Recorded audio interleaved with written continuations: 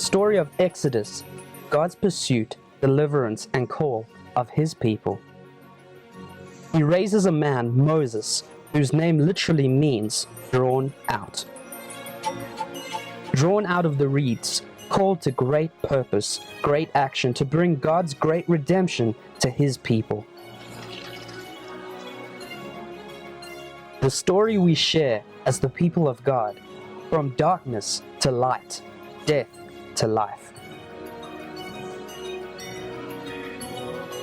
From the man Moses to us today, God draws out His people for His purpose. We are drawn out of the crowd, drawn out of our weakness, and drawn into His presence and power. Called to live a life of purpose, great purpose.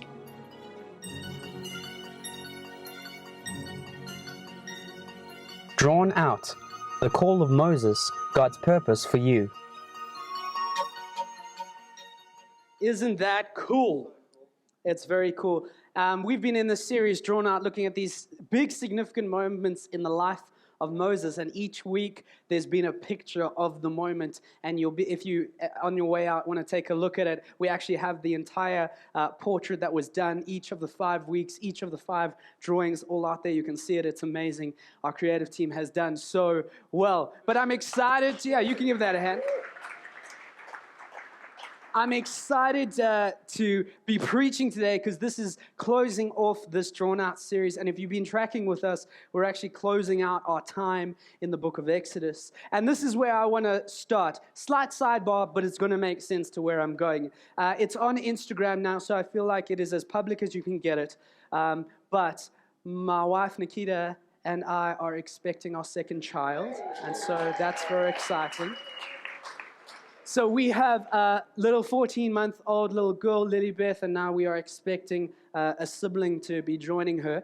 And it's going to be awesome because I want you to know, like, children really are a gift, and I've absolutely loved jumping into this stage of becoming a parent. But I don't know if you know this, but children are also an investment. I know children cost a lot, but they are also an investment. And I'm hoping now with 2 and maybe some more down the line that I'll eventually be able to cash in some of these investments I have. And there's one area where I really want to cash in.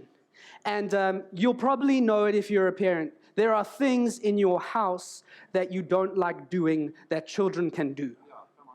And so I'm waiting for the day where I can cash in on some of the work that the children can do that I don't want to do. You know, things like getting the groceries from the car into the house.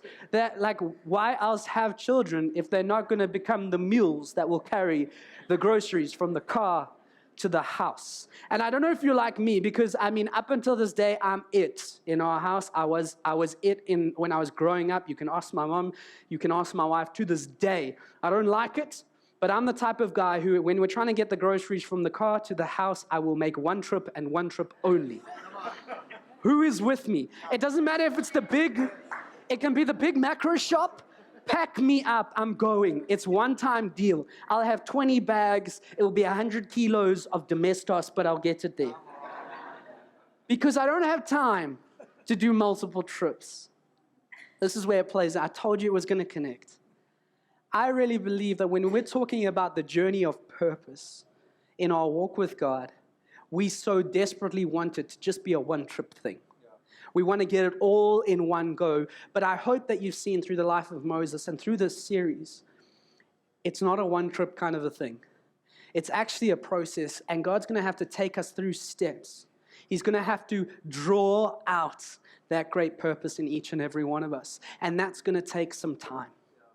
And that's going to take a few stumbling steps, and we've seen that in the life of Moses.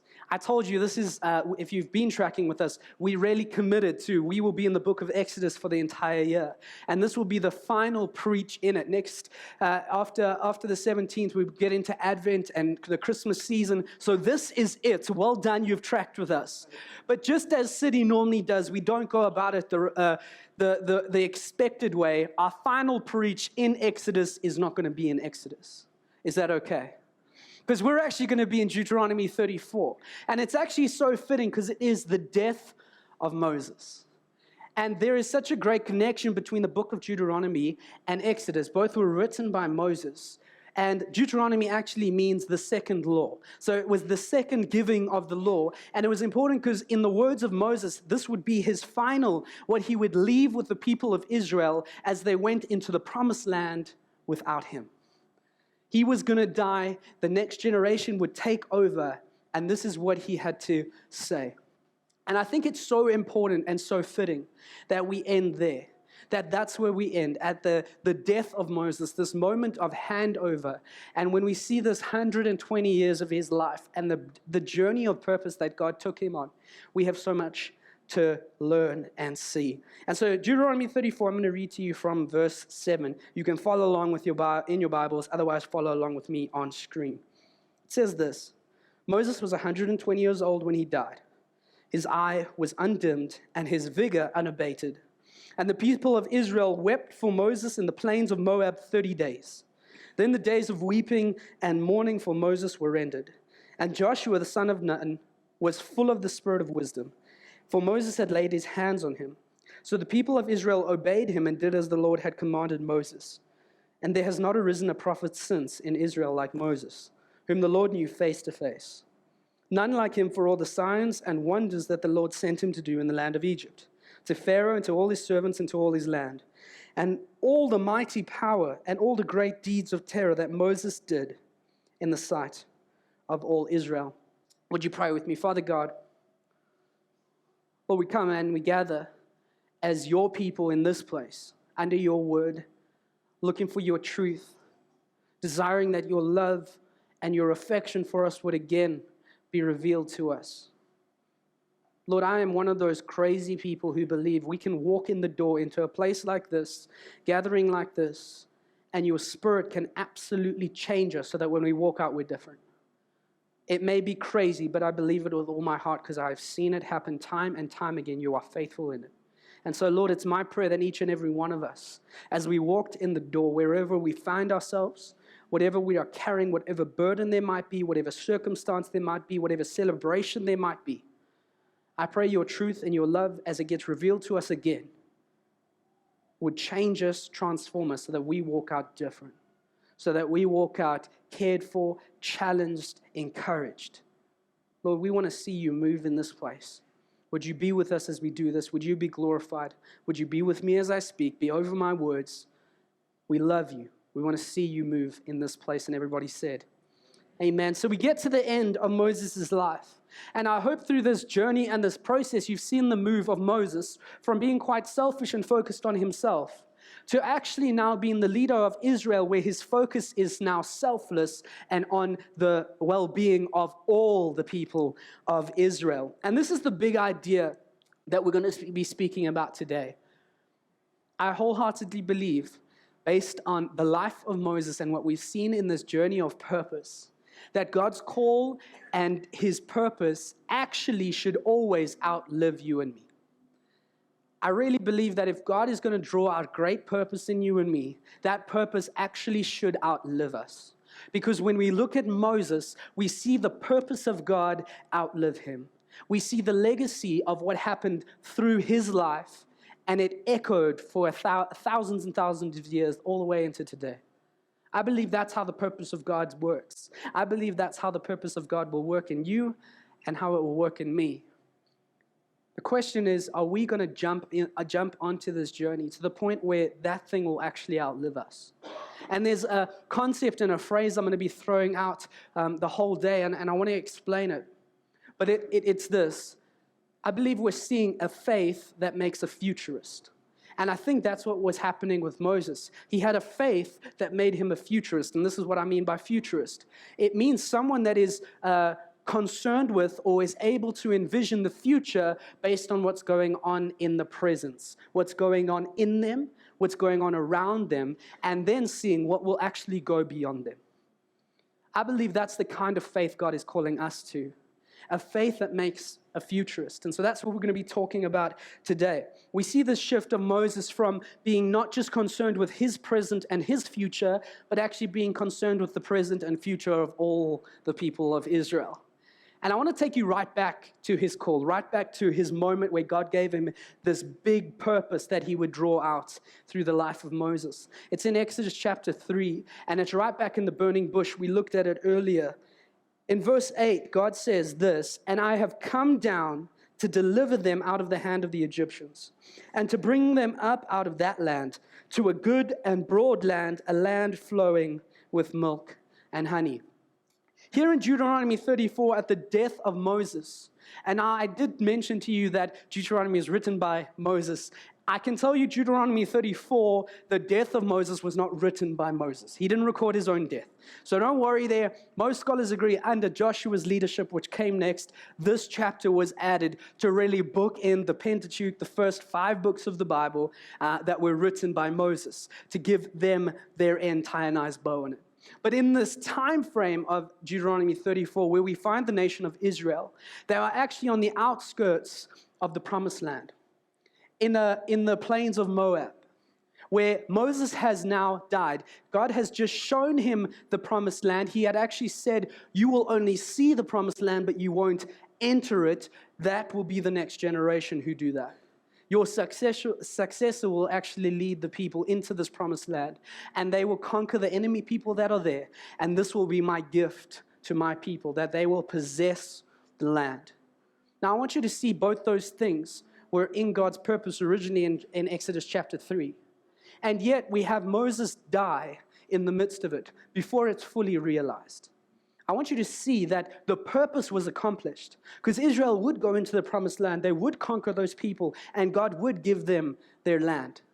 As he had established the law under Moses, under Joshua, his successor, he establishes them as a people in their own country. And so the purpose gets accomplished, but it gets realized well after the death of Moses. The purpose far outlives the earthly life of Moses. And I don't want us to miss it, because that's the big idea. There's 2 things that I believe were key when we're talking about Moses' call outliving him. The first one is his leadership. The second is his faith. And so those are the 2 things I want to look at today.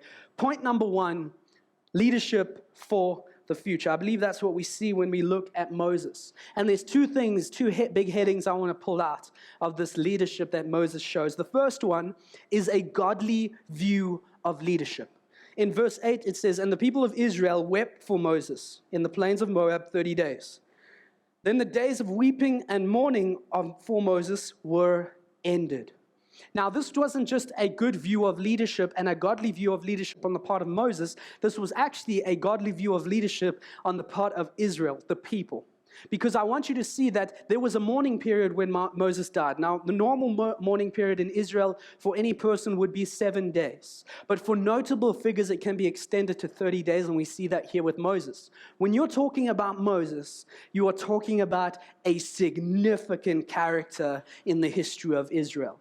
You are talking about the guy. The passage even says, a prophet hadn't arisen in Israel like Moses from then until now. He was significant. But he gets his 30 days, and here's the key. It's not just that the morning time was present. I want you to see that the morning time ended.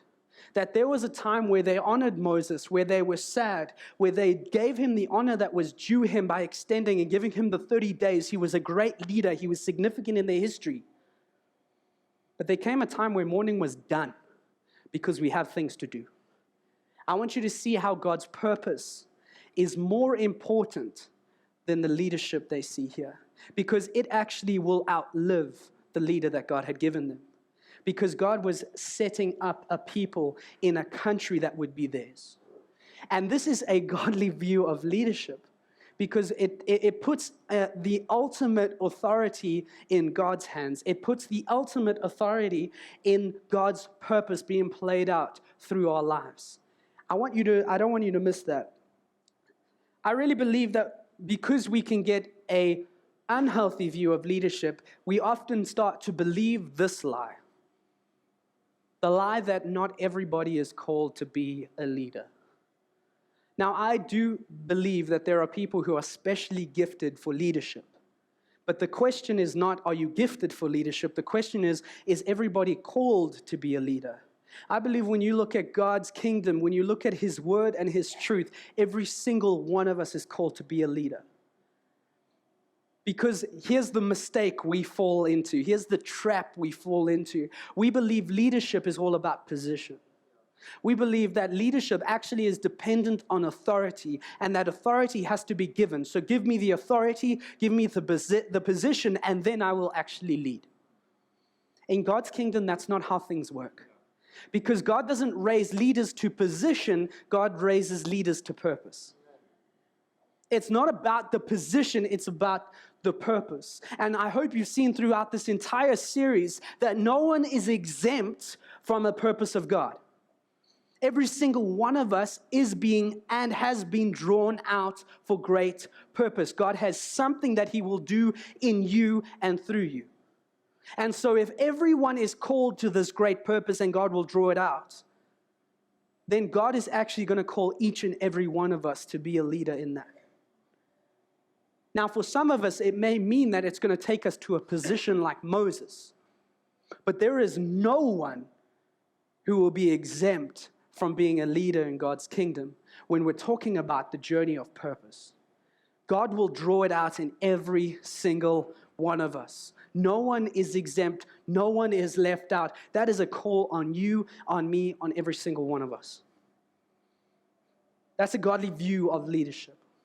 Something in our mind that I think we need to actually shift. The second heading I want to look at is a godly raising of leadership. This is what it says in verse 9.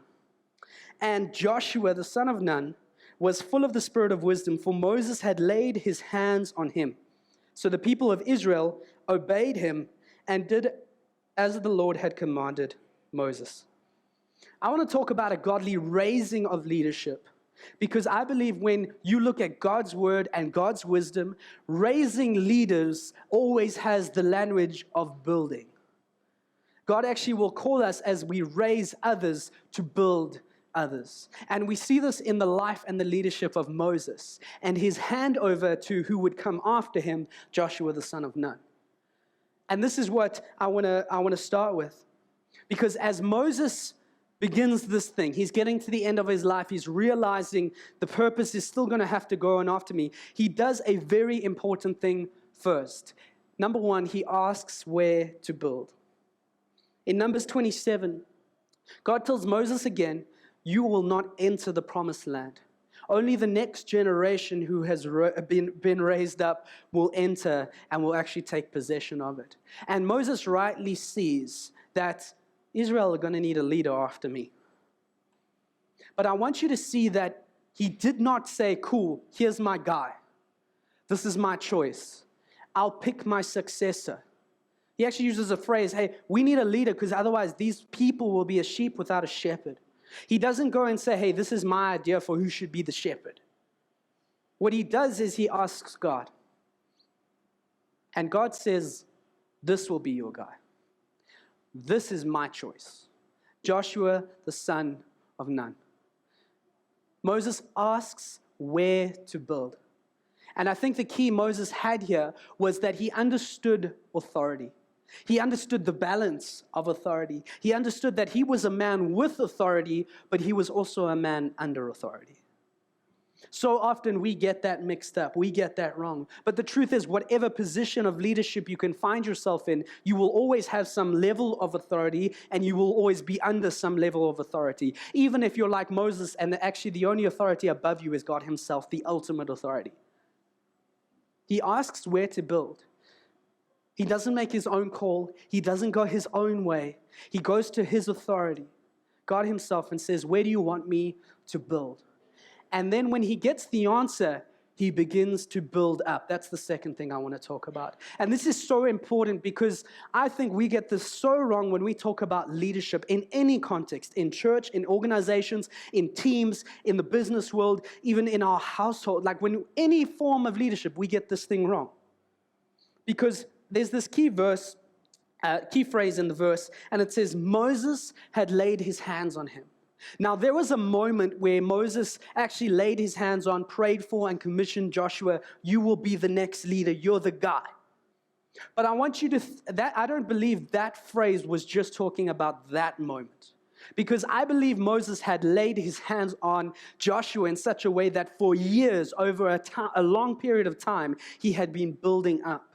He had actually been investing in Joshua. He had asked God, where am I going to build? When God gave him his answer, he began to build knowing, hey, there will come the day when I will lay my hands on and this thing will be yours. He begins to build up.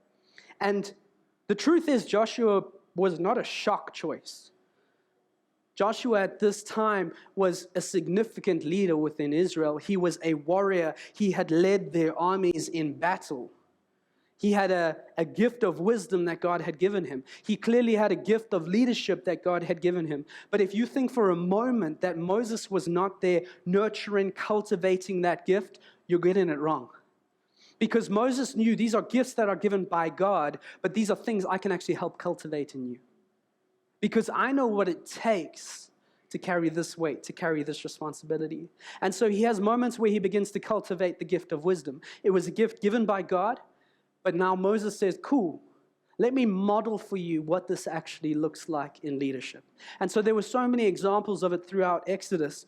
When Moses would go and meet with God, the passage uses the phrase when he knew God face to face, he would actually take Joshua along with him. He would model, this is what this looks like. There were moments where he needed actually to communicate God's will. In establishing the law, sometimes he had to even write down what the law was to give to the people. In Exodus 17, God makes it very clear and says, you will do this, but make sure that Joshua hears it. There also comes a moment where in Exodus 18, there is too much to do, and Moses is getting overwhelmed and overstretched, and his father-in-law Jethro comes to him and says, you need to change. You need to actually delegate some of this. You need to share the load. He gives him advice. And Moses doesn't scorn that advice. He actually takes it on.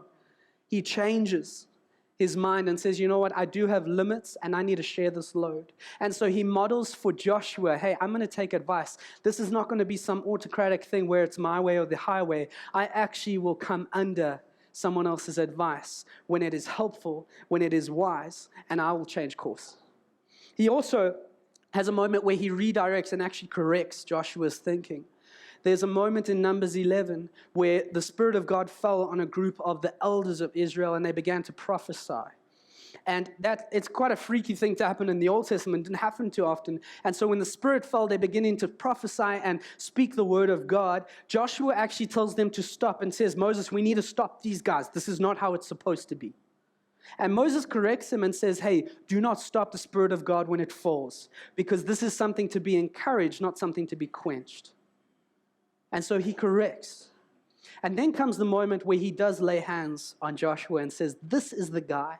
This is the one who will come after me, not because it's my choice, but it's God's choice.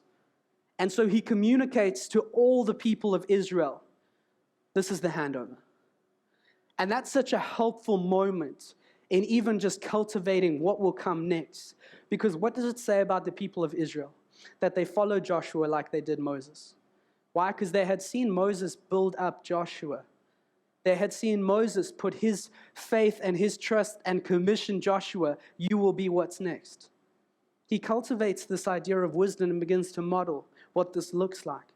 He also begins to grow the gift of leadership in Joshua. And he does it in a very specific way. And I think this is important for any leader who is trying to raise other leaders. I believe this is important in any relationship where you're trying to build someone else up.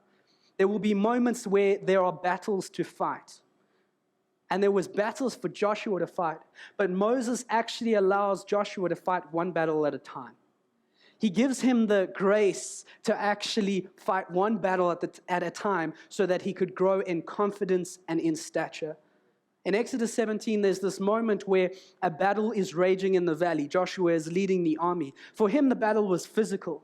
It was a battle of sword and spear and shield. And up on the mountain, you have Moses praying.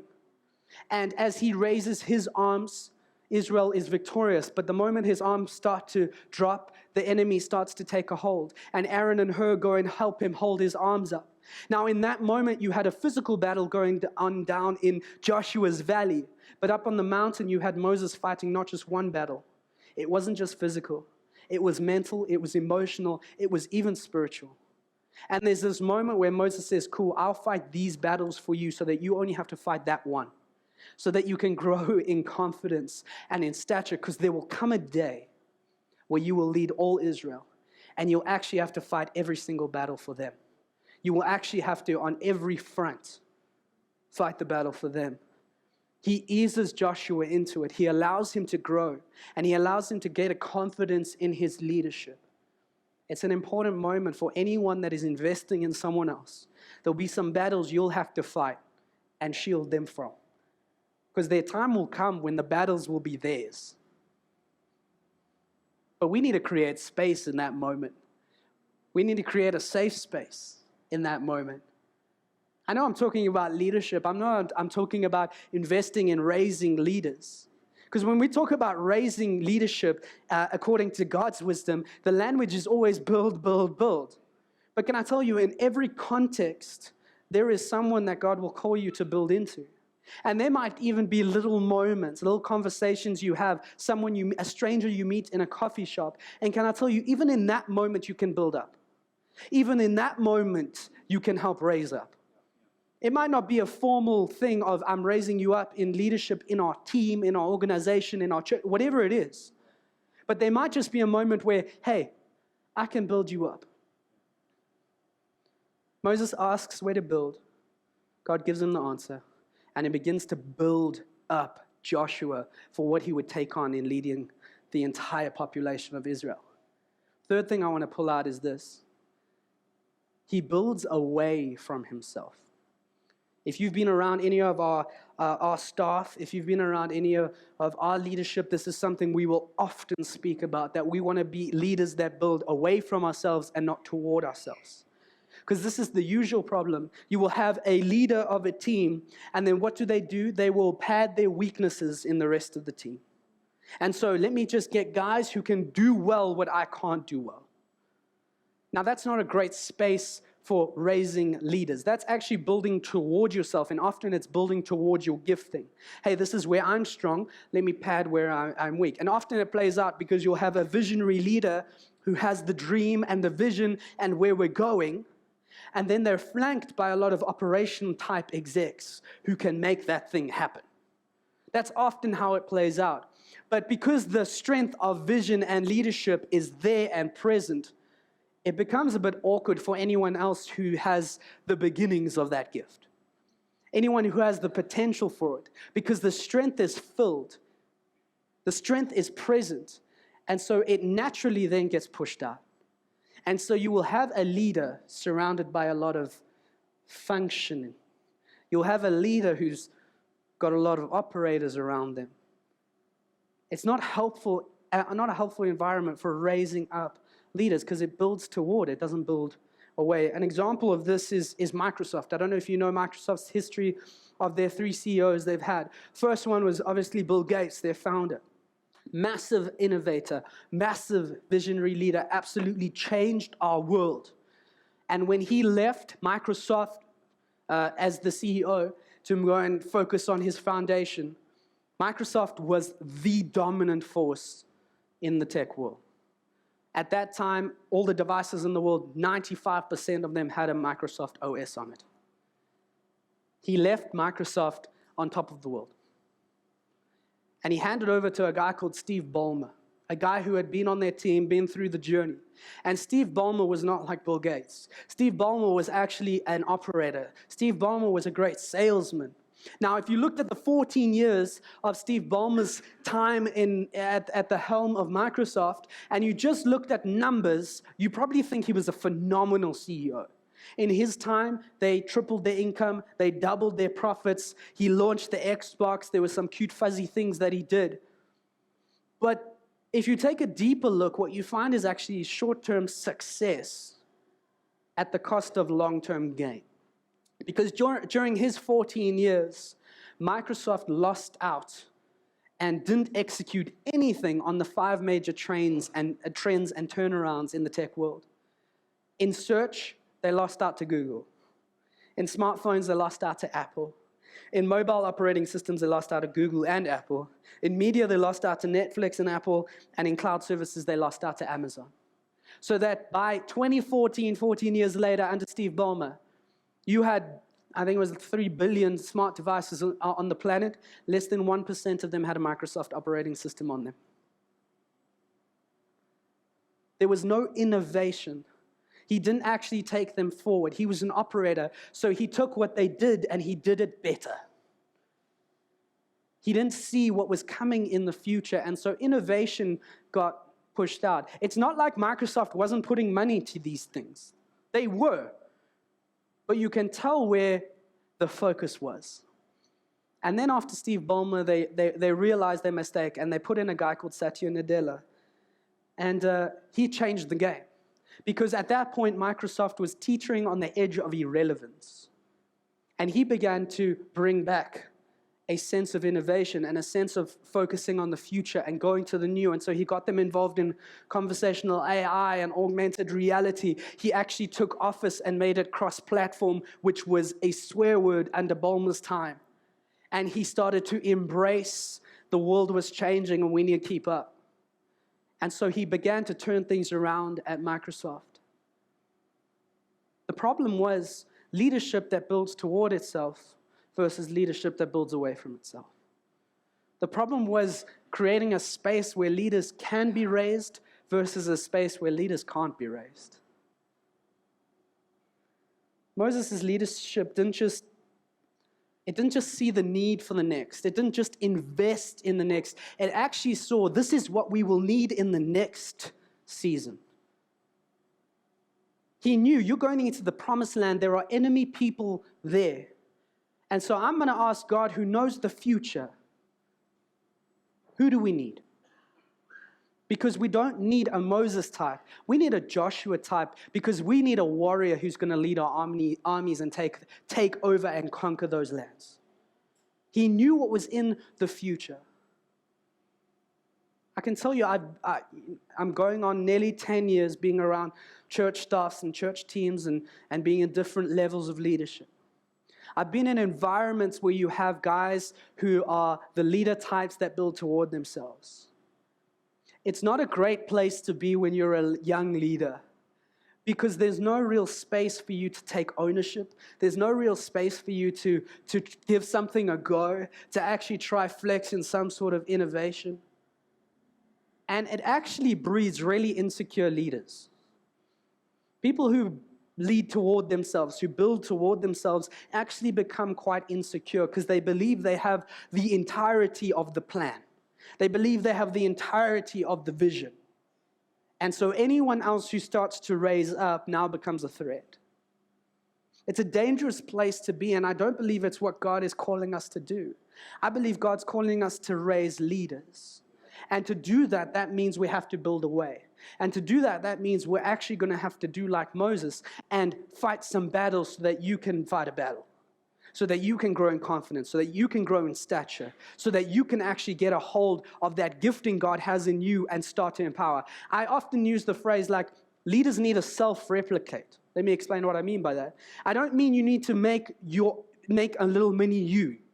It might be a completely different gift set, skill set, experience in someone else. But what we do need to replicate is leadership. I can tell you now, we don't need a whole lot of little Duncans running around. It'll be a weird world. What we do need, though, is a whole bunch of leaders running around. We need a team not just of a leader with some function operators around. We need a team of leaders who are led by the ultimate authority of God. That's what God's calling us to in raising up leaders. If we're talking about futurist leadership, if we're talking about futurist faith, we're talking about being able to see the unseen world of the future and raising up leaders in the now who will lead then like no one has ever seen before. It's a massive task. It's a difficult thing. But can I tell you, if we lean into God and allow Him to draw out purpose, if we raise leaders like Moses has modeled here, I believe God will give us that. He's the one who knows, who sees the world that is unseen in front of us. And so He can select those who need to be built up now. Our job is to build where He calls. into the people he calls us to. And there might be someone in your life right now that God just drops in your head and says, hey, that's someone you need to build up. That's someone you need to build into. Take that step today. That's leadership for the future. Point number 2 is faith for the future. Verse 10 says, and there has not arisen a prophet since in Israel like Moses, whom the Lord knew face to face. None like him for all the signs and wonders that the Lord sent him to do in the land of Egypt. What was the key for Moses accomplishing all that God did through him?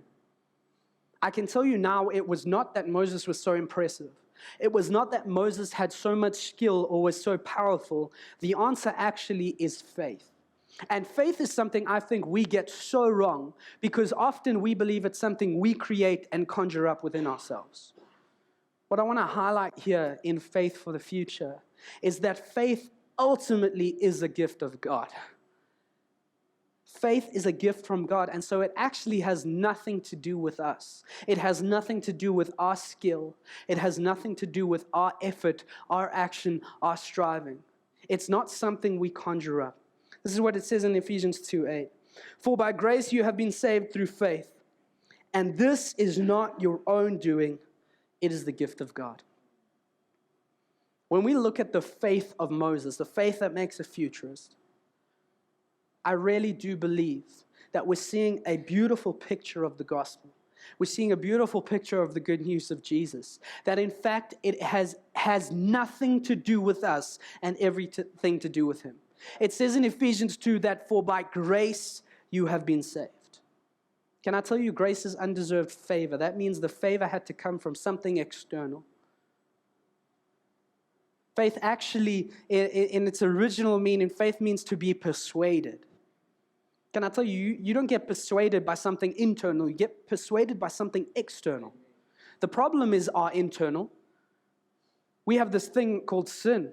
We miss the mark, we don't get it right, we fall short. And so that separates us in relationship with God. And so God being the external, in his grace, in his love, in his mercy, comes after us and makes a way so that we can be back in relationship. How do we connect to that? How do we receive that gift? We receive it by faith alone. I believe that's what we're seeing in the faith of Moses. I want to take you to Hebrews chapter 11. It's a very famous chapter in the New Testament, and it lists these heroes and heroines of the faith from the Old Testament. And there's a big chunk in there about Moses. And before I had the sidebar.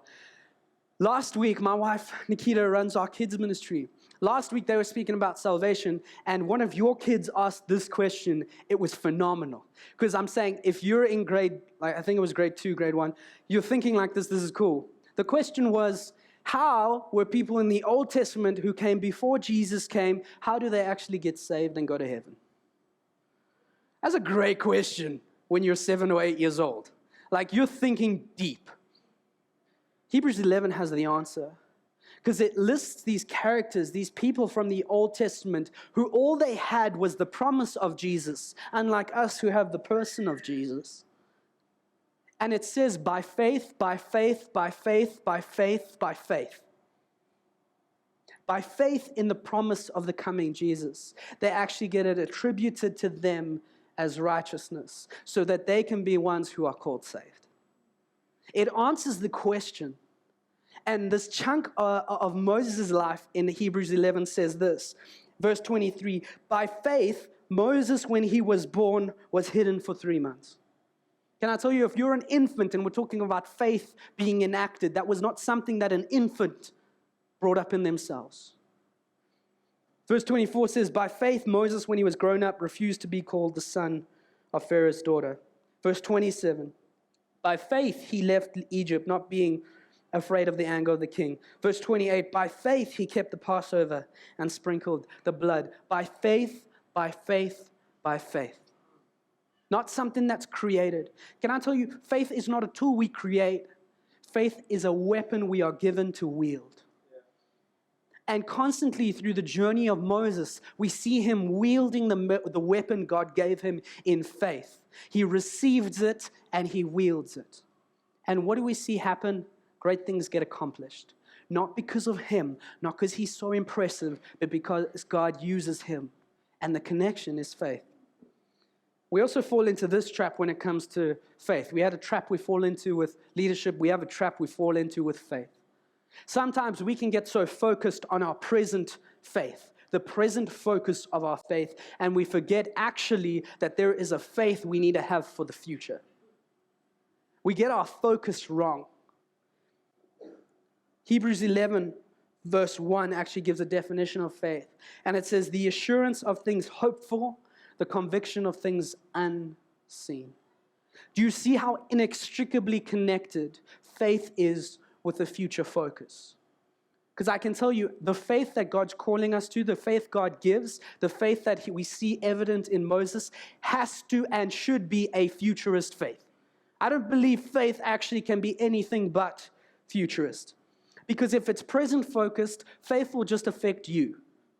But if it's future focused, it's going to affect you and countless others in the future.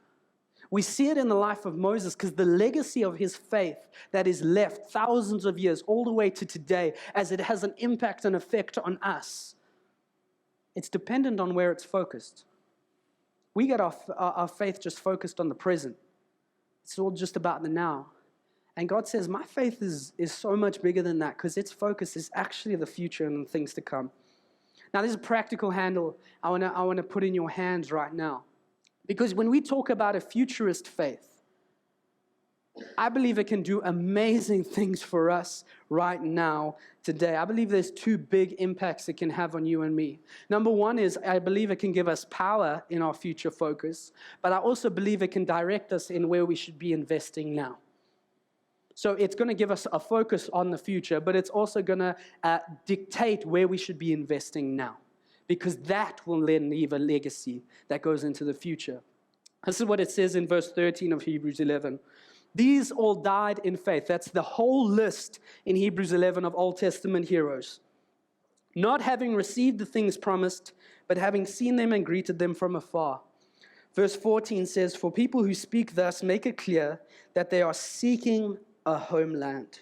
Verse 16, but as it is, they desire a better country, that is, a heavenly one. Therefore, God is not ashamed to be called their God, for he has prepared for them a city. James touched on this last week. I really believe that when we can get this future focus, we understand that we do have a home that is eternal, that is in the future, that God prepares for us, and it's in heaven.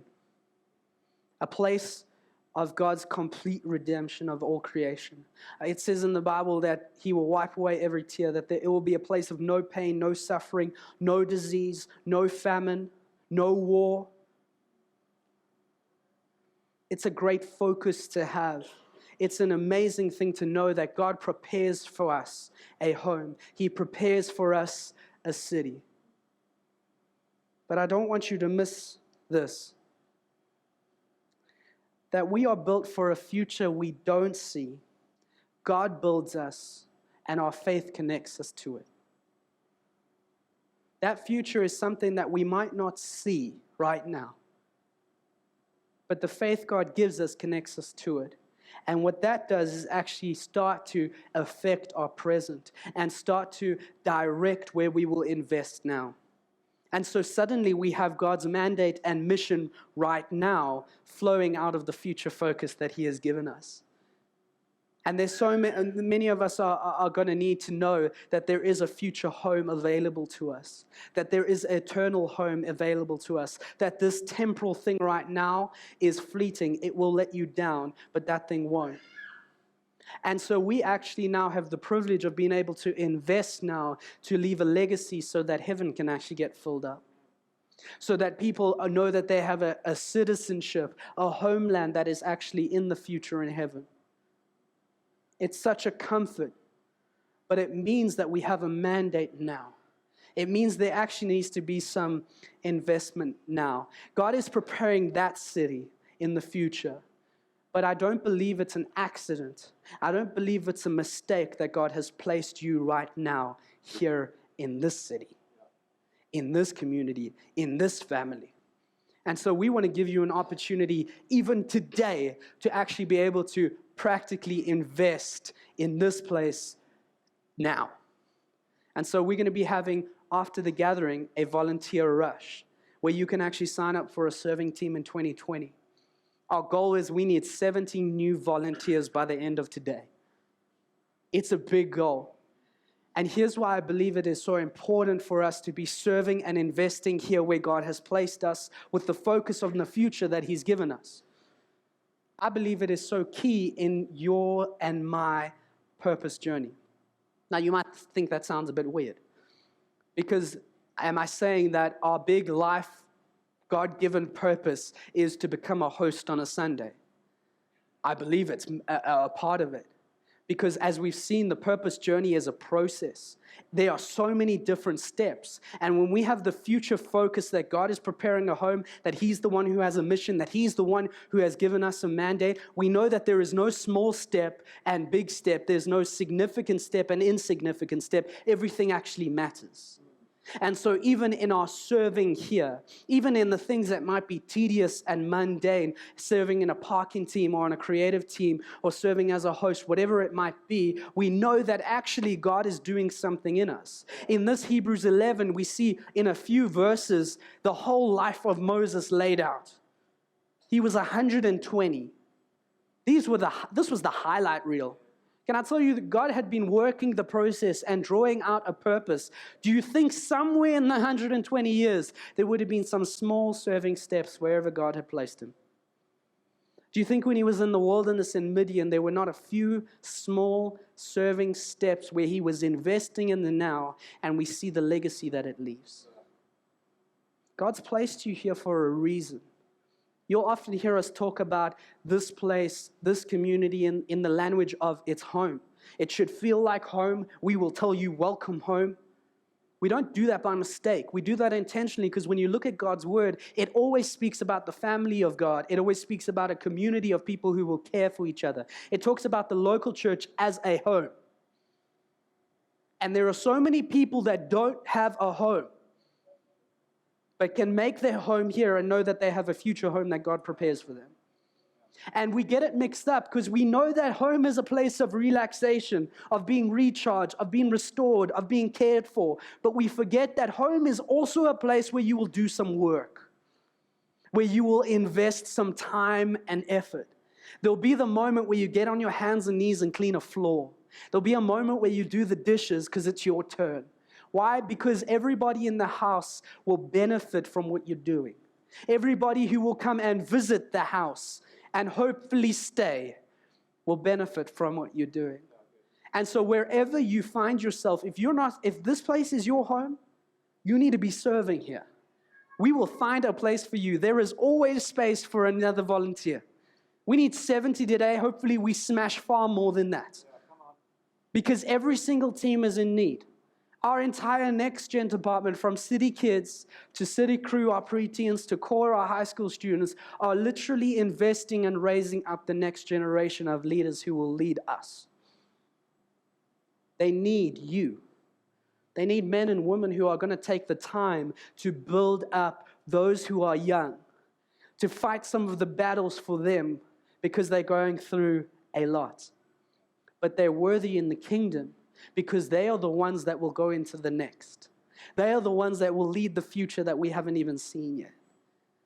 We talk about this place. We have hospitality teams. We have creative teams. We have band. We have production who make these gatherings possible.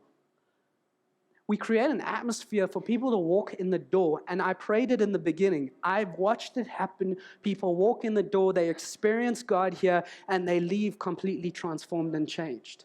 Can I tell you, the band doesn't do that. The production doesn't do that. The hosts don't do that. But what they do is serve in their area to create an environment for God to do what He wants to do.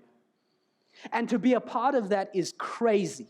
To be a part of that should actually be the greatest privilege. I shouldn't have to do a whole punt in a point of a preach to actually get you to sign up for a serving team. It should make sense. We love you. We want this place to be your home. And so we want you to get involved. And so after this gathering, you can head outside. There's blue balloons. There's guys representing every single team. Every single one of them are in need. Where's God calling you to build? Where's God calling you to invest? You can go sign up today. Don't leave until you've done it. I don't care if you have to wait here till 6 p.m. We'll still be here. You can sign up.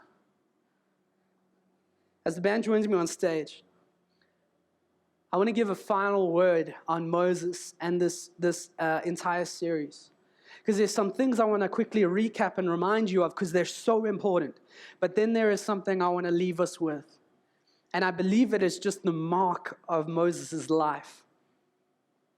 I want to remind you that this journey of purpose is for every single one of us, but it is exactly that. It is a journey, it is a process. You can't one-trip it. It's going to take some steps. It's going to take some stretching steps, some big steps, some small steps. What we see in Moses is a stumbling obedience, and that's okay. He knew it was a journey. He knew there would be some stumbles along the way. But the life of purpose with God, as he draws it out, is lived in one direction, and that's forward. It's one foot after the other. It's faithfully going after a faithful God. Second thing I want to pull out is that I hope through Moses' journey and this entire series you've seen that a life of purpose is just not about us. That it's actually so much more about God using us. Moses was a significant guy in the history of Israel. Acts 7 records that he was mighty in word and deed. I hope you've seen where he wasn't mighty. I hope you've seen where he has stumbled. I hope you've seen that it actually had nothing to do with him, his impressiveness, his effort, his striving, nothing to do with him, and everything to do with God drawing out his purpose. Everything to do with God meeting him exactly where he was, giving him a focus for the future, for others, so that he wasn't just focused on his present and his future, but the present and future of everyone else. God calls us to a huge purpose. It's why we call it a great purpose. Because I want you to see just how great it is. It was so great that it outlived the life of Moses, who was impressive.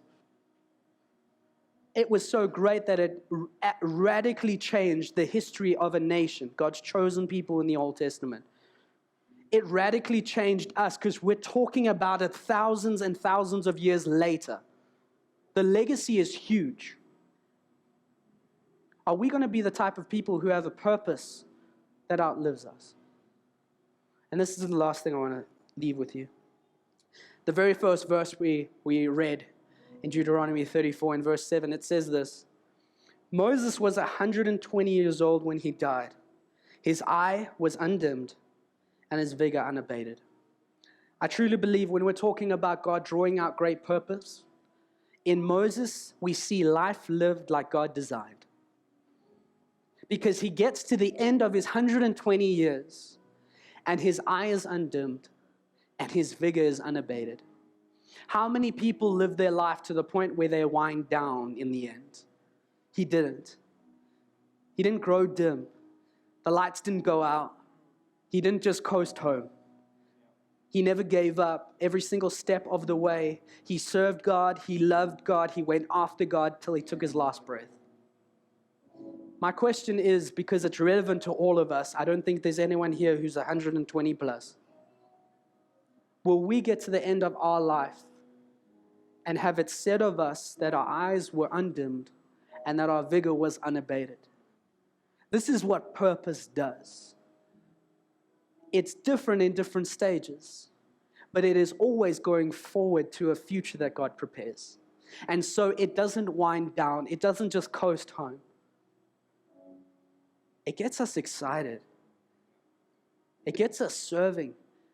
It keeps us energetic until we take our last breath and Jesus takes us home. I want that to be said of me in my life, and I'm pretty sure most of you would say the same. Moses is an amazing guy, but he had an even more amazing God behind him, drawing out him for great, great purpose. And God hasn't stopped. He's doing that with you and me. Why don't you stand with me as we pray?